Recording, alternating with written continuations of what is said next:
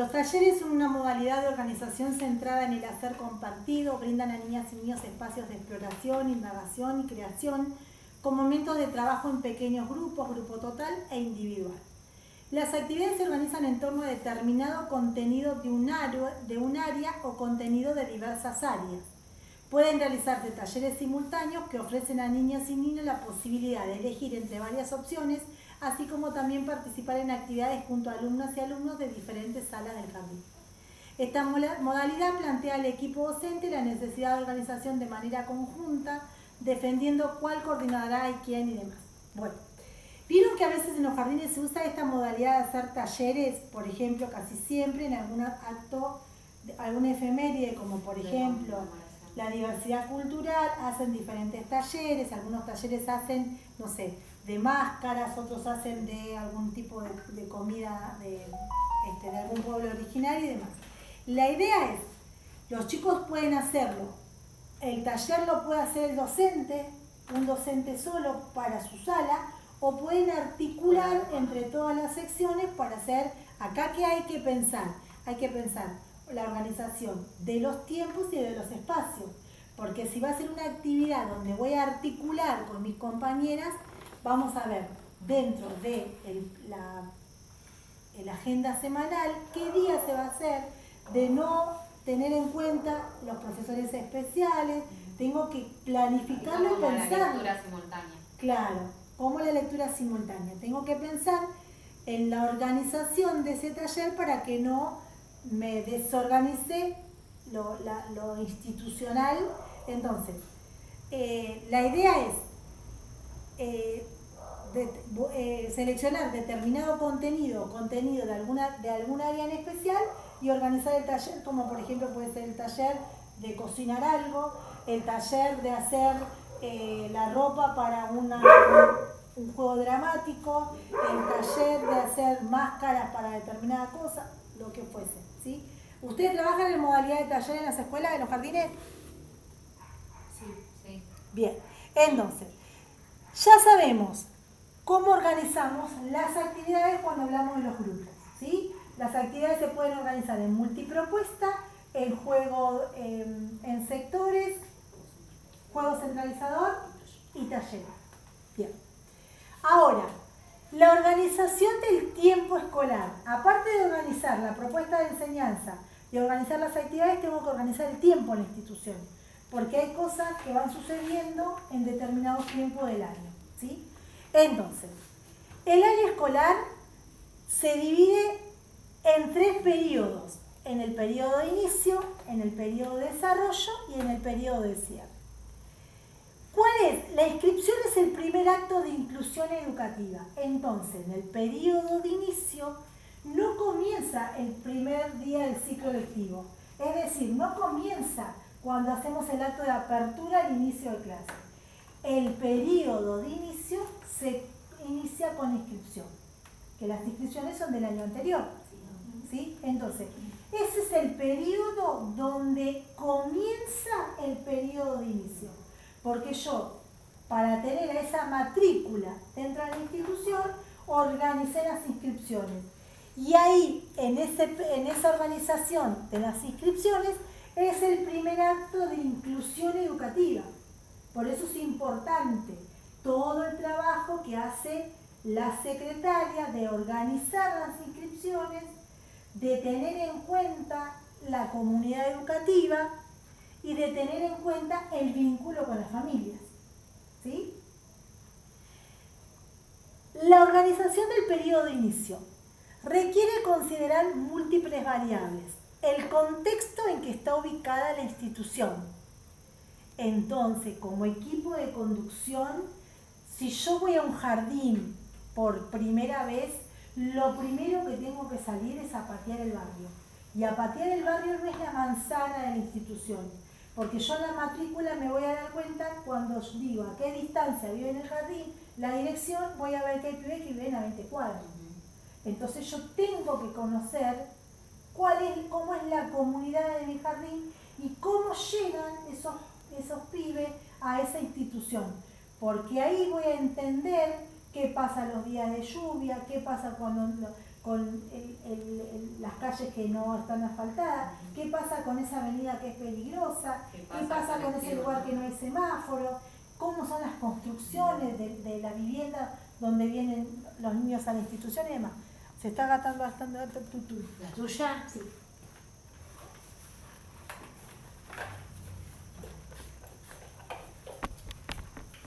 Entonces, no puede haber un directivo que no conozca el territorio de donde está inmerso en la institución. ¿Y cómo conozco el territorio? Pateando el barrio. Y en lo posible me saco los tacos para recorrerlo. Bien. Bueno, entonces, lo primero que voy a hacer es conocer el contexto, conocer el territorio donde está ubicada la institución, las características de esa comunidad. Y si voy a conocer las características de la comunidad, voy a conocer las características de la familia, ¿sí? Por ejemplo, si yo trabajo en Mariana Acosta, en el Jardín 934, una de las características de la comunidad es que es la comunidad boliviana. Entonces voy a trabajar con esa comunidad, con esa diversidad cultural que está inmerso el Jardín 934, por ejemplo. Sus posibilidades para acompañar a niñas y niños para una separación progresiva y confiada. Los espacios y las actividades que se deben prever para facilitar la presencia de las familias acompañando a los más pequeños y a las más pequeñas. Entonces, periodo de inicio lo pienso. Es, por un lado, conozco todo el contexto, el territorio, la diversidad cultural que hay, dónde vienen esos pibes, de dónde vienen. ¡Bum! Listo. Ahora, si es periodo de inicio, es el periodo donde yo fortalezco las bases de los vínculos de confianza con la familia. Y es donde yo digo, che, esta es la institución, me doy a conocer. Quédate tranquilo que lo dejas a un pibe en esta institución donde le van a enseñar y lo van a cuidar. Para que eso suceda, toca abrir las puertas. Porque por WhatsApp no se van a enterar, por una foto de la institución, no se entera la familia de cómo es la institución. Entonces, saben y pueden establecer esos vínculos de confianza cuando yo abro las puertas para que esto suceda. Para eso está pensado el periodo de inicio. Entonces, en el periodo de inicio, segunda semana, ¿tengo que sacar a toda la familia de la institución? No, no tiene que ser así. Y por más que la maestra me diga, no, porque yo con los padres, no importa, quédate tranquila, porque el padre no viene a observarte si vos estás haciendo algo bien. Viene a decir, qué buena, qué genia la maestra que le tocó a mi pibe, cómo lo está cuidando, cómo le está enseñando. Entonces, ese periodo es para establecer las bases de los vínculos de confianza entre la familia y la escuela, y entre la escuela y la familia. Porque nosotros también es un periodo donde conocemos a esa diversidad cultural que entra en la institución. Las entrevistas iniciales. ¿Hacen entrevistas en la escuela? Sí. Primero se hacen talleres con las familias y después entrevistas. Bien. Nosotros en el jardín hacemos las entrevistas iniciales. Son la oportunidad de dialogar con cada familia. Son un espacio valioso y necesario en todas las acciones para conocer aspectos del desarrollo de los niños y las niñas, sus expectativas ante el nuevo año escolar y dar a conocer algunas características del trabajo educativo. Y un error que hacemos siempre es si tenemos, obviamente hay que organizar la institución, es un trabajo de locos porque tenemos poco tiempo para tener el contacto vincular con la familia, pero por ahí no tenemos en cuenta el valor de la entrevista inicial. Y cuando es una entrevista, no es un papel que va a la casa, se completa y viene al otro día, porque pierde el valor del cara a cara y del conversar y el dialogar con el otro. Por eso es importante organizar las entrevistas en el mes de febrero, cuando ya están las inscripciones, buscar la forma de poder contactarme con esas familias previo al inicio de clase, porque después el inicio de clase es un tole-tole en los jardines, porque tenemos los chicos que lloran, esto que el otro, entonces prever la organización de las entrevistas. Bien, y revisar todos los años las entrevistas con las preguntas si son pertinentes para esto, para conocer el desarrollo de las niñas y de los niños, porque a mí la entrevista me tiene que servir para eso. Conocer, que los padres me den su mirada, las familias me den su mirada de ese niño que yo no conozco todavía, que sea un espacio donde yo pueda contarle medianamente de qué se trata esta institución y escuchar a la familia. Por eso es importante las entrevistas iniciales. El periodo de inicio es la etapa del ciclo escolar en la cual niñas y niños, familias y docentes, hay auxiliares, son protagonistas de un proceso de integración a la vida institucional y construcción de vínculos atravesados por diferentes expectativas, temores, sensaciones, dudas y exigencias. Cuando yo pude construir esos vínculos de integrar, porque la integración no es solamente los nenes que no lloren, la integración en la vida escolar es la integración de todos los actores. Cuando eso sucede, se termina el periodo de inicio y empieza el periodo de desarrollo. La institución en su totalidad se prepara para ese momento que cobra trascendencia en la vida de todas y todos. Es el espacio, el tiempo, las actividades y los materiales estarán pensados para favorecer los lazos afectivos y los procesos de integración. Este proceso requiere de la participación activa, con propuestas que brinden cobijo, confianza y seguridad en los niños, pero también en las familias. Con el sostén de sus docentes y sus diversas propuestas educativas, aprenderán a ser un grupo, a conocerse y a comunicarse. Entonces, periodo de inicio, hay que tener en cuenta las actividades que se piensan, se planifican y se prevén para trabajar con los niños, pero también con las familias.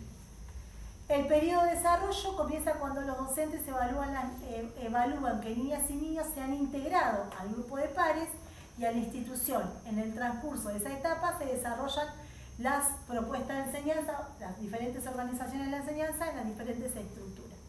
Bien, entonces, cuando se puede cuando una institución ya empieza a funcionar, porque todos se logran integrar a esa institución, a conformarse como grupo en la sala, como grupo de equipo de trabajo, como grupo de familia, como grupo de comunidad, ahí empieza el periodo de desarrollo, que es donde se empieza a trabajar los diferentes contenidos en relación a las estructuras didácticas.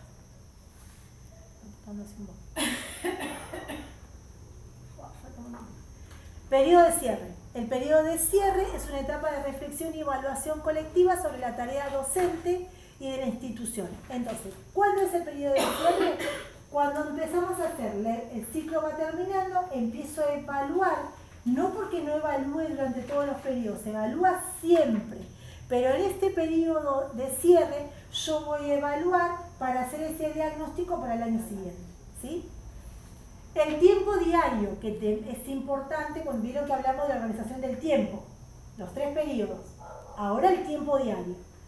El tiempo de enseñanza resulta clave para garantizar la continuidad pedagógica y requiere el compromiso y la reflexión del equipo docente en el marco de decisiones institucionales. Considerar que el tiempo es una variable didáctica implica revisar cómo se lo utiliza, optimizar el tiempo de juegos y actividades de enseñanza. Entonces, ya sabemos que aparte de organizar la enseñanza, organizar las actividades, tenemos que organizar el tiempo. En el nivel inicial hay 3 periodos importantes, pero también hay que tener en cuenta el tiempo diario. ¿Por qué hay que tener en cuenta el tiempo diario? Porque hay que revisar esos tiempos muertos, esos tiempos inertes vacíos de enseñanza, ¿sí? Entonces, en el tiempo diario empiezo a poner atención en estas situaciones que aparecen que están vacías de un proceso de enseñanza y aprendizaje.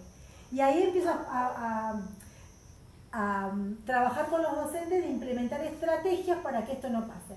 Reviso el saludo de inicio, los actos escolares, reviso la importancia de la agenda semanal, porque esto me va a dar una organización y que desaparezcan estos tiempos. Reviso el traspaso de una actividad a la otra y empiezo a revisar estas situaciones que me dan la posibilidad de evaluar el tiempo diario.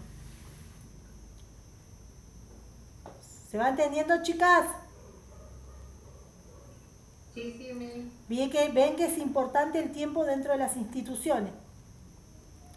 Las actividades cotidianas. Es importante pensar el tiempo que llevan estas actividades cotidianas y la forma de organizarlas, analizando si tal como se realizan tienen sentido.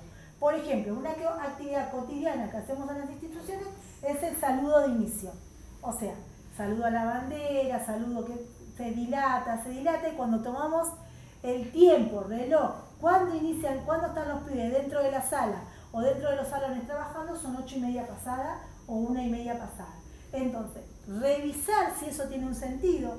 Si yo estoy haciendo un saludo a la bandera y solamente están en una situación de aprendizaje 2 pibes, todavía falta para que los pibes estén haciendo ese saludo. Todavía no es el momento. Periodo de inicio, ni en pedo. Entonces, empiezo a ver y a evaluar cuáles son esas situaciones cotidianas, como por ejemplo el lavado de manos, el uso del... Entonces, vamos al parque, jugamos media hora y me llevo 10 minutos llevar al parque. Prepararlo para la merienda de desayuno, que a veces estamos en más de 10 minutos. Bien, y por otro lado, el tiempo que nos llevan las actividades. Que estas actividades, a ver, ¿qué tiempo me lleva una unidad didáctica? ¿Me puede llevar 3 meses una unidad didáctica? Bueno, ahí empiezo a revisar. Un proyecto, ¿cuánto tiempo me puede llevar? Entonces yo tengo que hacer en la supervisar y asesorar en la planificación anual, primero, que haya diversidad, continuidad, progresión. ¿Cuántas unidades didácticas hay? ¿Cuántos proyectos hay? ¿Por qué me hace esta maestra 5 unidades didácticas y un proyecto solo? Entonces, ¿cuánto le dura la unidad didáctica a los proyectos? Poder revisar. Que haya variedad de estructuras didácticas. Después vamos a ver en el plan anual todo. Bien. Fíjense todo lo que hay que revisar, porque cuando yo reviso, después se transforma en el condicionante de la actividad. ¿Vieron que hablamos de la importancia del tiempo? Bueno, dentro de la actividad va a ser un condicionante también el tiempo. Listo, ahora vamos a hablar del espacio, el ambiente y los materiales. La organización del espacio y equipamiento del jardín de infantes es uno de los condicionantes de la tarea educativa y un aspecto fundamental al planificar la enseñanza. Si yo pienso en un espacio, ¿cuál es la diferencia entre espacio y ambiente? Espacio es el lugar donde yo voy a hacer la actividad, que puede ser el Zoom, el parque, la sala, no sé, qué fuese. El ambiente es lo que transforma ese espacio en una situación, en algo de enseñanza, un ambiente alfabetizador. Y cuando hablamos de alfabetizador no hablamos solamente de práctica del lenguaje, porque puede alfabetizar en todas las áreas de conocimiento. Alfabetizar no está relacionado solamente con la lectura y la escritura.